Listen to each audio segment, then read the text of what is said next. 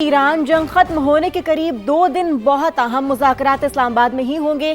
امریکی صدر نے تصدیق کر دی۔ صدر ٹرمپ نے یہ اشارہ بھی دے دیا کہ 22 اپریل کو ختم ہونے والی جنگ بندی کا وقت بڑھانے کی ضرورت نہیں، اس سے پہلے ہی مسئلہ حل ہو سکتا ہے۔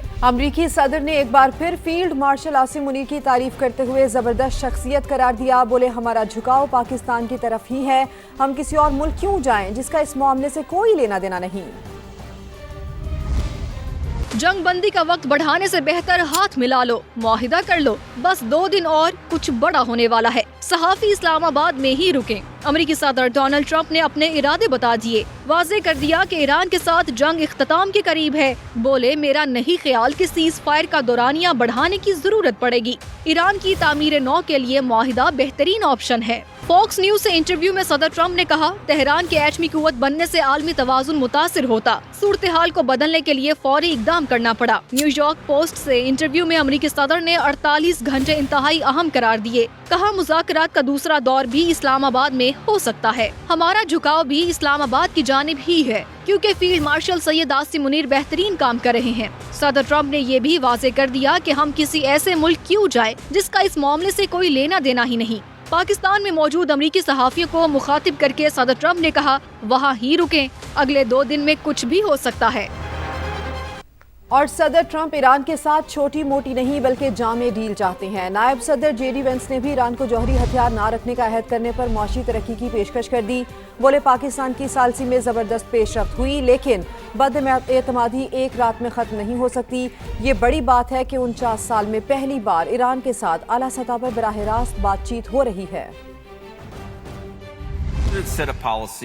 Iran cannot have a nuclear weapon, and right now we are negotiating to make sure that very thing happens. Right now the ceasefire is holding. The president wants to he doesn't want to make like a small deal. And that's one of the reasons why, one, I'd say in Pakistan we made a ton of progress, but the reason why the deal is not yet done is because the president, he really wants a deal. He said if you guys commit to not having a nuclear weapon, we are going to make Iran thrive, we're going to make it economically prosperous, and we're going to invite the Iranian people into the world economy in a way they haven't been in my entire life. The United States had never had meetings at that level with the Iranian government in 49 years. You know, the person who's effectively running the country in Iran sitting across from the Vice President of the United States, that had never happened. But yeah, I think the people we were sitting across from wanted to make a deal, and I know the President of the United States told us to go out there and negotiate in good faith. That's what we did, that's what we're going to keep on doing. So صدر Trump کے interview کے ذریعے دنیا بھر میں خبر break کرنے والی امریکی صحافی سما پر نیو یارک پوسٹ کی صحافی کیٹلن کی programme red line with Talat میں خصوصی گفتگو، تمام تفصیلات سما کو بتا دیں۔ کہا صدر ٹرمپ نے واضح طور پر کہا مذاکرات اسلام آباد میں ہی ہوں گے، پاکستان کو دوبارہ میزبانی کا موقع ملنا انتہائی دلچسپ ہے، حالات تیزی سے بدل رہے ہیں، اگلے 48 گھنٹے میں اہم پیش رفت ہو سکتی ہے۔ امریکی صدر نے کہا وہ اسلام آباد جانے والے وفد میں شامل نہیں ہوں گے۔ Kathleen online, the one who spoke to President Trump. Kathleen, congratulations. You have a global breaking news to your credit. Thank you very much. So what did the President say?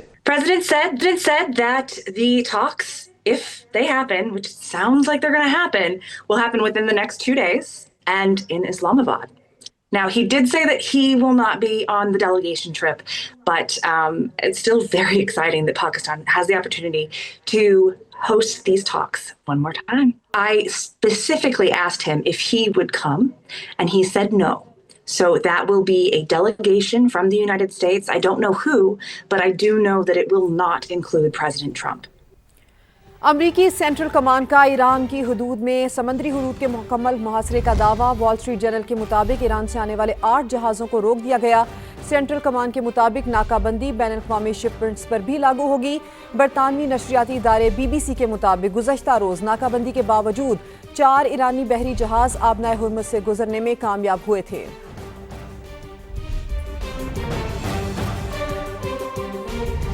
Iran امریکہ جنگ جلد ختم ہونے کی خبروں پر تیل کے دام گرنے لگے ہیں۔ عالمی منڈی میں امریکی خام تیل کی قیمت $91 فی بیرل پر آ گئی۔ برطانوی خام تیل $95 فی بیرل پر ٹریڈ ہو رہا ہے، جبکہ ایشین سٹاک مارکیٹس میں بھی مثبت رجحان برقرار ہے۔ جنوبی کورین سٹاک انڈیکس میں 2.96، ہانگ کانگ 1.76 اور جاپانی انڈیکس میں 0.8% اضافہ ہوا۔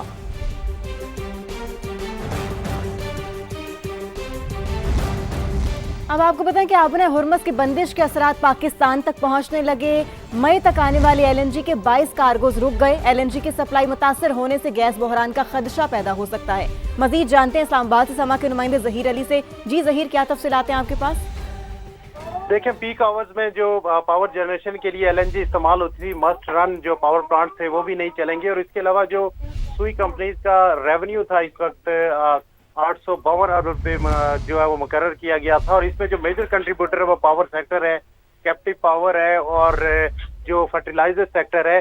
तो जब एलएनजी की सप्लाई बंद हो गई है तो इनको गैस की फराहमी बंद होने से 50% के करीब रेवेन्यू शॉर्टफॉल का खदशा है, जिसको पूरा करने के लिए हुकूमत की जानिब से जो डोमेस्टिक कंज्यूमर हैं या टैरिफ डिफरेंशियल सब्सिडी है और जो स्लैब रेट्स हैं उनको बढ़ा के ये रेवेन्यू पूरा किया जाएगा। और जो इजाफी गैस दी गई है इस वक्त मकामी गैस पावर प्लांट को SCMMCFD, उसकी वजह से डोमेस्टिक सेक्टर को से जो कोटा लिया गया है तो डोमेस्टिक सेक्टर में भी बहुत शुक्रिया, आपने हमें अपडेट किया। अक़वाम मुत्तहिदा में ईरान के मुस्तकिल मंदूब अमीर सईद इरावानी ने कहा कि ईरान के खिलाफ अमरीका और इसराइल की जंग में शिरकत करने वाले ममालिक से हर्जाना का मुतालबा करते हैं। अमीर सईद इरावानी ने यह भी कहा कि जंग में हिस्सा लेने वाले ममालिक ने बैन अक़वामी कवानीन की खिलाफ वर्जी की। इन ममालिक को ईरान के नुकसानात का इजाला करना होगा। इरावानी ने अमरीका की जानिब से ईरानी बंदरगाहों की नाकाबंदी को भी गैर कानूनी करार दिया।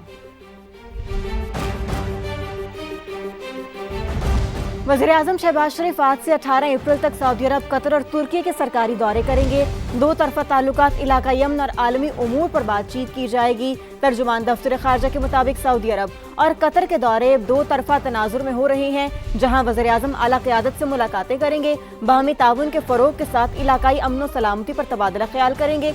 तुर्की में 5वें अंतालिया डिप्लोमेसी फोरम में भी शिरकत करेंगे, जहां वह आलमी रहनुमाओं के हमरा लीडर्स पैनल में शरीक होंगे। तुर्क सदर रजब तैयब एर्दोआन समेत दीगर आलमी रहनुमाओं से भी अहम मुलाकातें मुतवक्के हैं। वज़ीर-ए-आज़म के साथ नायब वज़ीर-ए-आज़म इसहाक डार, अता तारर, तारिक फातिमी और दीगर आला हुकाम भी होंगे।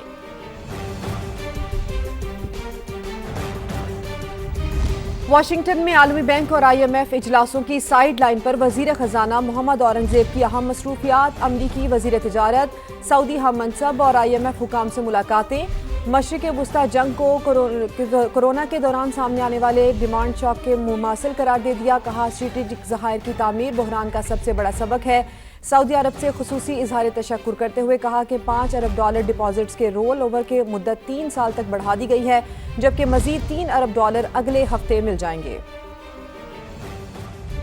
डॉलर की जो सपोर्ट आ रही है in terms of additional deposits जो सऊदी गवर्नमेंट हमें प्रोवाइड करेगी, और वो इंशाल्लाह अगले हफ्ते के दौरान उसकी डिस्बर्समेंट है वो हमारे पास आ जाएगी।